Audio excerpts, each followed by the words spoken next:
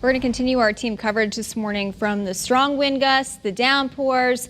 The weather outside certainly frightful. Channel 3 Eyewitness News reporter Aya Galal has been monitoring those conditions for us with our Chevy Early Warning Weather Tracker 1.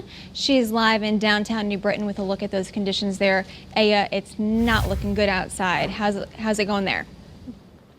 Yeah, not looking good at all. Not a white Christmas, but a very wet and windy one. Now, fortunately, here, at least in downtown New Britain, the wind has actually calmed down a bit. Earlier, we were inside the news car, and you just felt the car shaking from actually how windy it was. But that rain is still coming down very steady. And earlier here in New Britain, there was about 1,700 Eversource outages. That number has gone down to about 850.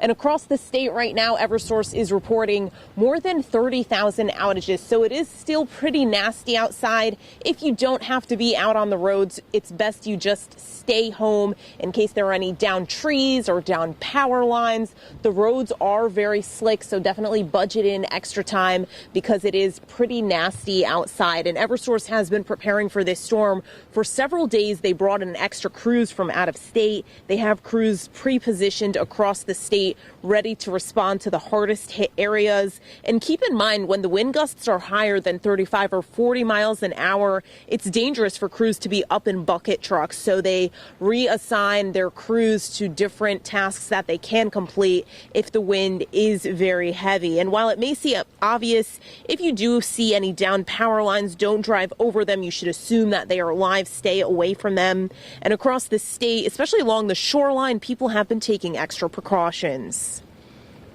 My cars aren't here right now because they're elsewhere because and that's what we do. Every time you look and see that there's an event, we literally have to jump up, stop everything we're doing, grab the cars and get them out of here.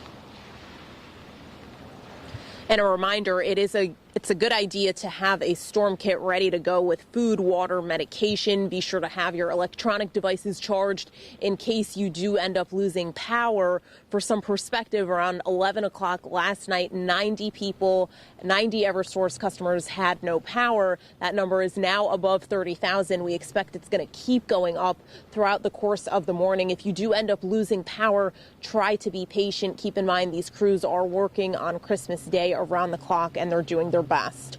We're live in New Britain this morning with Chevy Early Warning Weather Tracker 1. Aya Galal, Channel 3 Eyewitness News.